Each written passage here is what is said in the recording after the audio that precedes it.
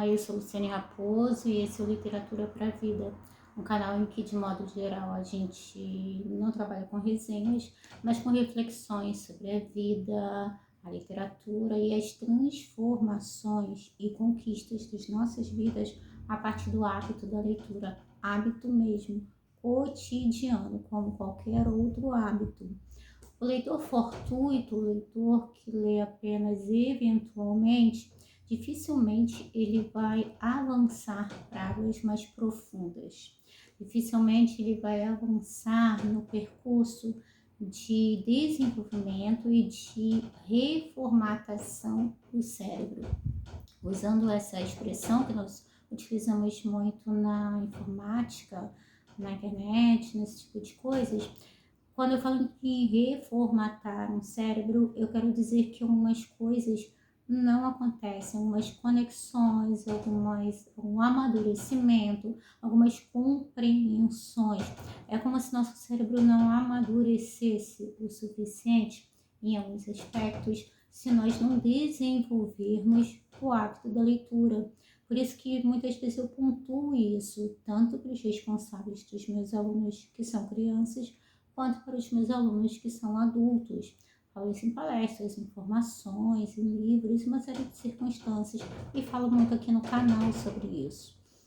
Muitas vezes eu recebo comentários particularmente de adultos, às vezes adultos que tiveram pouca instrução ou abandonaram o hábito da leitura quando chegaram à idade adulta, ou quando chegaram à maioridade e começaram a trabalhar, estudar, fazer faculdade, esse tipo de coisa, e precisaram cortar algumas coisas.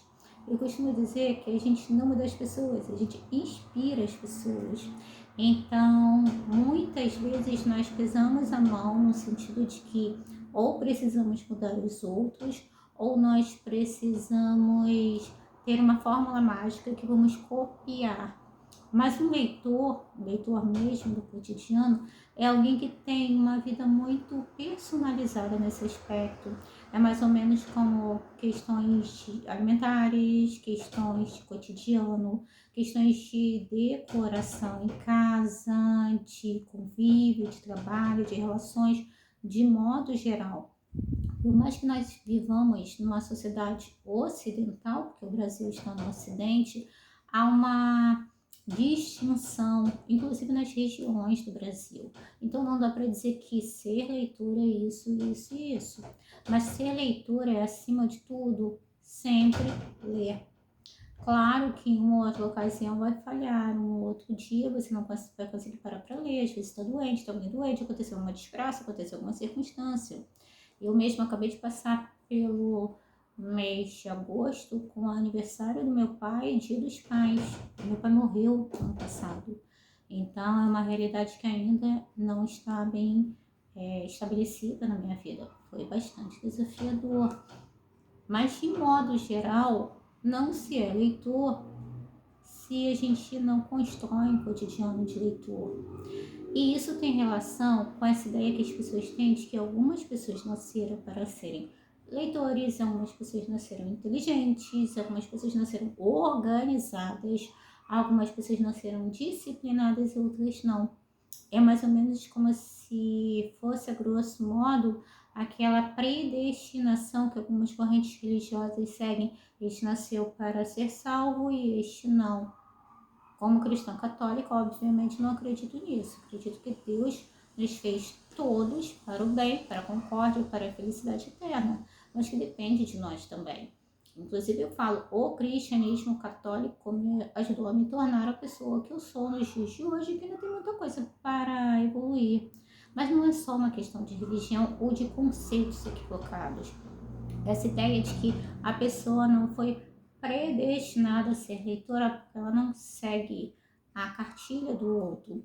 Aí a gente vê aquelas pilhas enormes de livros lidos no mês e de faz vídeo disso, faz vídeo daquilo, faz vídeo de não sei o que.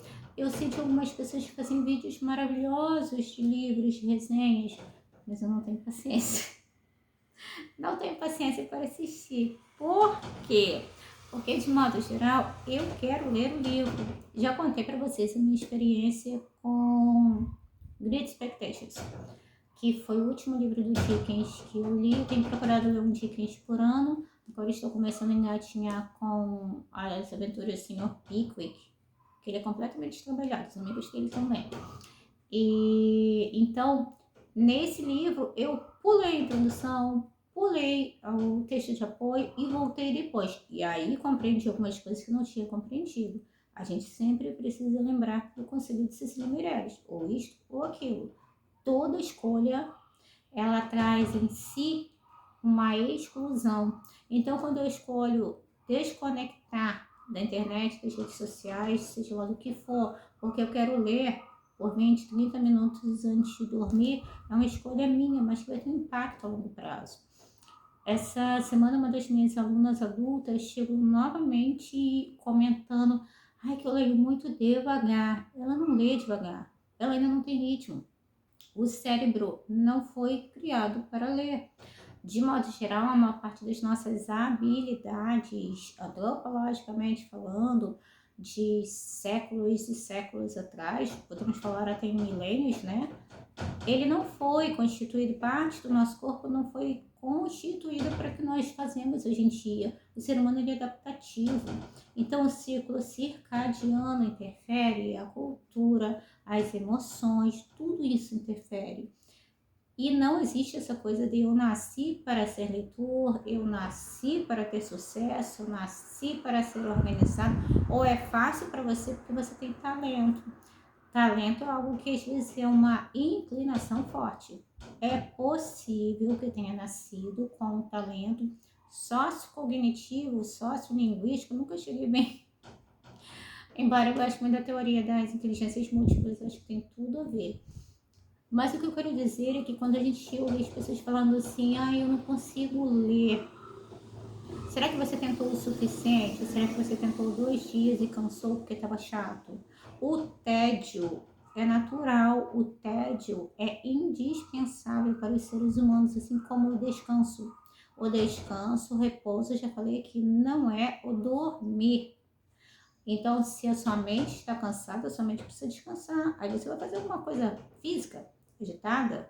Se é o seu corpo que está cansado, você precisa descansar o corpo. E aí sim, a mente pode agir de modo mais frutífero.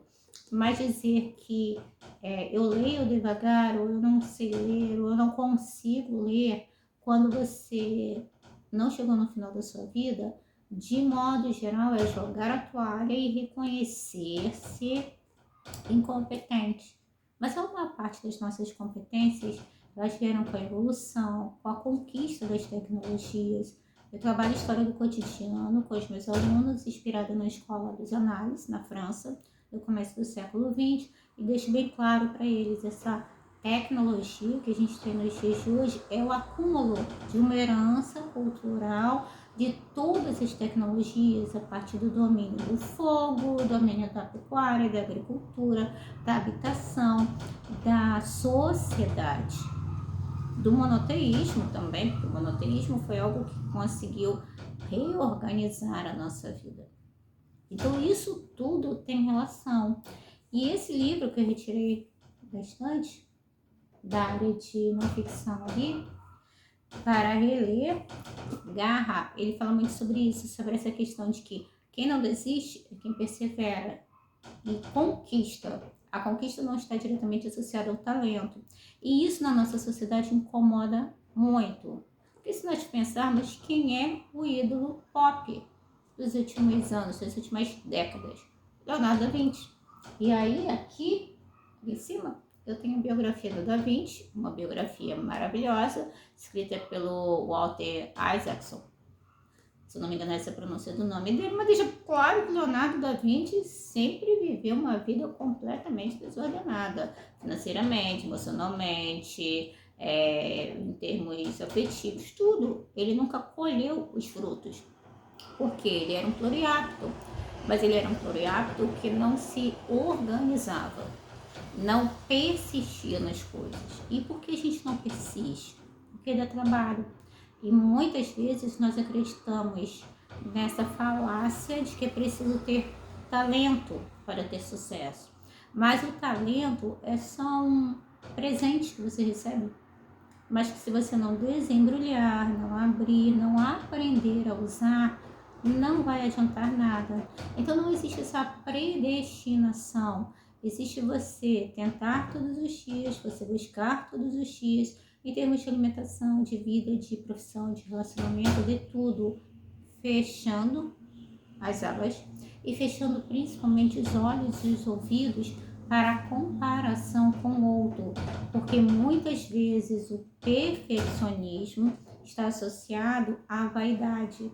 A vaidade de o que os outros vão pensar se eu não terminei no mesmo ritmo, se eu não fiz isso, se eu não fiz aquilo. E isso é extremamente complexo.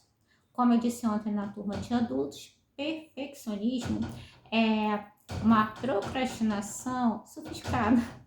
Usando esse termo que estão usando atualmente de forma equivocada, o perfeccionista é um procrastinador premium, que de prêmio não tem nada, né? Então, qual é a ideia desse vídeo, a ideia desse canal? Ler é para todos. Ler todos os livros não é para todos, porque às vezes não é algo que te interessa, embora a gente sempre possa ampliar. Quanto maior a diversidade, mais interessante e o arcabouço de ideias começa a se ampliar. Mas o seu cérebro só vai se reconfigurar, o seu modo de pensar, de agir, a sua inteligência, usando de modo generalizado essa palavra, ela só vai aflorar, ela só vai se desenvolver quando você vencer o tédio, esse medo do fracasso, o desconforto.